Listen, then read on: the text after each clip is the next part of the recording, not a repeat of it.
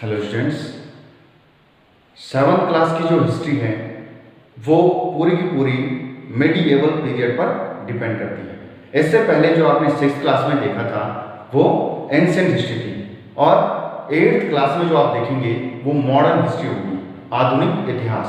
तो ancient period से लेकर और जो मॉडर्न पीरियड है उसके जो बीच का जो काल है मिडीएवल हिस्ट्री, मध्यकालीन इतिहास, उसका अध्ययन हम सेवन्थ क्लास में करेंगे।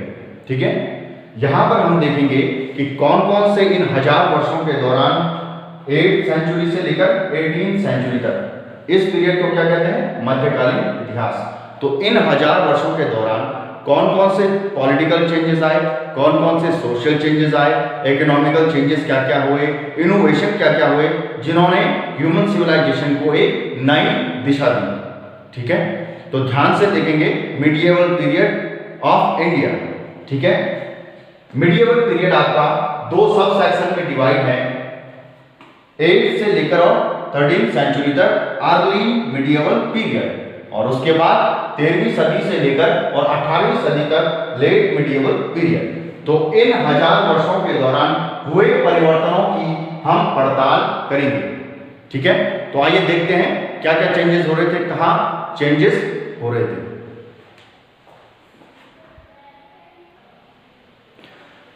तो जो चेंजेस हुए उसमें एक चीज देखने को मिली कि अब जो है यूज ऑफ मैप, मानचित्र बनाए जाने लगे, नक्शे बनाए जाने लगे। तो इस प्रकार आप किसी भी स्थान पर अगर गए हैं तो उस स्थान की ज्योग्राफिकल जो स्थिति है वो कैसे है, टोपोग्राफी कैसे है, उसका पता करने के लिए जो तरीका था वो मैप। और मैप कौन बनाते थे, कार्टोग्राफर। तो कार्टोग्राफर कौन होता है, वह व्यक्ति जो मैप को बनाता है। तो आपकी जो बुक है उसमें सबसे पहले एक मैप दिया गया है, मैप फर्स्ट। तो जो सबसे पहले भारत का जो मानचित्र बनाया था वो बनाया था अल इद्रिसी ने। तो अल इद्रिसी वो पहला व्यक्ति है जिसने भारत का मानचित्र बनाया था, और इसने ये मानचित्र बनाया 1154 सीई में। ठीक है, तो इसकी जो लैंग्वेज थी वो थी अरेबिक। और इस मैप की खास बात यह है कि जब आप अपनी बुक में ये मैप देखेंगे, ये मैप फर्स्ट, तो उसमें आपको दिखाई देगा कि जो श्रीलंका है वो नॉर्थ की तरफ दिखाया गया है इसमें। ठीक है, और साथ ही साथ जो हमारा यूपी है, कन्नौज है, ऐसे स्थानों को भी दिखाई दे रहा है। ठीक है, तो ये था पहला मैप जो बनाया गया था अल इद्रिसी के द्वारा 1154 कॉमन ईरानी और अरेबिक भाषा में।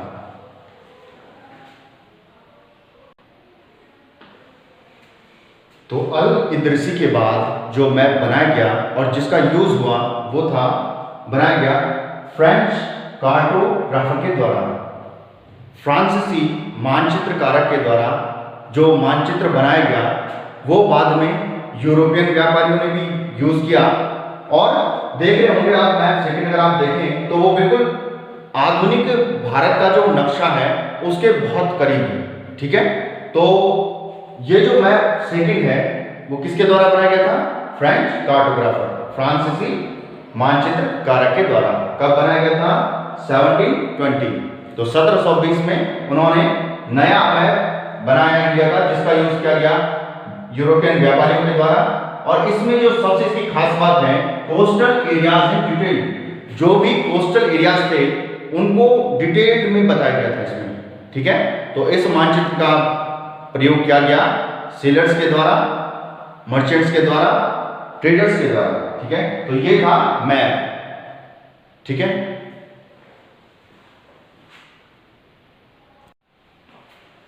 ठीक है, तो हमने चेंज फर्स्ट में देखा था मैप को कि किस प्रकार मैप में नए नए परिवर्तन हो रहे थे, नए नए लोग मैप को बना रहे थे, कार्टोग्राफर आ रहे थे। ठीक है, नेक्स्ट जो चेंज देखने को मिलता है वो शब्दावली में चेंज देखने को मिलता है। किसी शब्द का अर्थ जो 10वीं सदी में था या 8वीं सदी में था वो समय के साथ साथ उसमें परिवर्तन आने लगा। ठीक है, तो meaning of various terms change over time, जो किसी टर्म का मीनिंग था या किसी शब्द का जो अर्थ था उसमें परिवर्तन देखने को मिलने लगा। ठीक है, आइए उसको एक एग्जांपल से समझते हैं।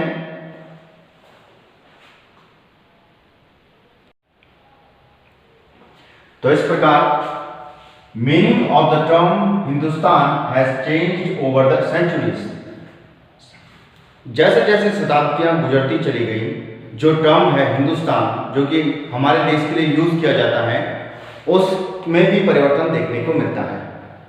देखिए कैसे, जो पर्शियन क्रॉनिकलर है मिन्हाज ए सिराज, ये इतिहासकार हैं, फारसी इतिहासकार, इन्होंने हिंदुस्तान शब्द का जो अर्थ निकाला है वे देखते हैं, the area of Punjab and Haryana and the land between Ganga and Yamuna. उन्होंने हिंदुस्तान जो टर्म यूज किया है वो पंजाब से लेकर हरियाणा तक के क्षेत्र को और गंगा से लेकर यमुना तक के क्षेत्र को, उन्होंने इतने भाग को किसका नाम दिया? हिंदुस्तान। ठीक है, तो मिन्हाज ए सिराज जो कि फारसी इतिहासकार हैं, क्रॉनिकलर हैं, उन्होंने हिंदुस्तान का अर्थ क्या निकाला है? पंजाब से लेकर हरियाणा और गंगा से लेकर यमुना तक के बीच के क्षेत्र को उन्होंने हिंदुस्तान कहा है। ठीक है, तो जब बाद में मुगल वंश के संस्थापक आते हैं बाबर, तो बाबर ने हिंदुस्तान टर्म का जो यूज किया है वो यहाँ की ज्योग्राफी के लिए, यहाँ के फौना एंड कल्चर, यहाँ के भूगोल के लिए, यहाँ के जो प्राणी जात है उसके लिए, और यहाँ के लोगों की जो संस्कृति है उसको उन्होंने हिंदुस्तान का नाम दिया। ठीक है, इसी के साथ वर्तमान में जो हम हिंदुस्तान जिसे जानते हैं, द मॉडर्न नेशन स्टेट, एक वर्तमान में जो हमारा एक स्वतंत्र राष्ट्र है उसको हम एक राष्ट्र राज्य के नाम से हिंदुस्तान को जानते हैं। ठीक है, इसी के साथ कुछ और वर्ड थे जैसे फॉरेनर, विदेशी। तो वर्तमान में आप देखते हैं कि हम किसको विदेशी कहते हैं? जो किसी दूसरे देश से हमारे देश में आता है, ठीक है, उसको विदेशी कहा जाता है। जो भारत से अगर कोई अमेरिका से यहाँ आ रहा है तो हम कहेंगे कि वो विदेशी, या कोई बांग्लादेश से यहाँ आ रहा है उन्हें भी विदेशी कहेंगे। लेकिन पुराने समय में फॉरेनर किसको कहा जाता था?